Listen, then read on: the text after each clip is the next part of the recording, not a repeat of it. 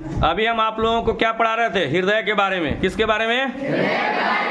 हृदय को इंग्लिश में क्या कहते हैं? हार्ट। अभी बताए कि हमारे शरीर में जो हृदय होता है उसमें रक्त का प्रवाह कैसे होता है। हम बताए कि हमारे शरीर में जो हृदय होता है उसको दो भाग में बांटा गया है, और दो भाग में जो बांटता है उसका क्या नाम है? विभाजिका। और उसमें 4 चेंबर होते हैं। कितने चेंबर होते हैं?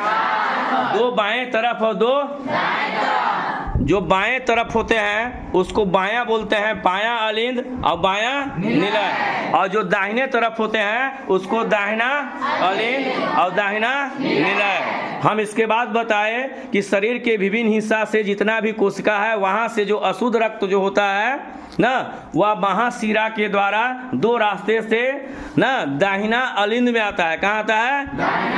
दाहिना अलिंद में जैसे ही आता है तो उसका कपाट जो है खुलता है और वहां से रंगता है कहाँ? दाहिना निलय में। दाहिना निलय के बाद पंप होता है। पंप होने के बाद जो फुफ्फुस धमनी जो है उसके द्वारा जो है अशुद्ध रक्त कहाँ पहुंचता है? फेफड़ा में। कहाँ पहुंचता है?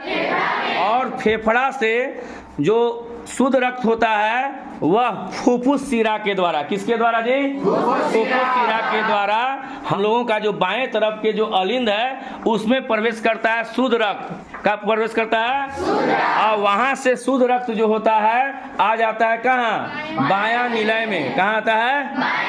अब जब हृदय में पंप होता है तो वहां से पहुंचता है कहाँ पे? महाधमनी में। महाधमनी में कै के स्पीड में?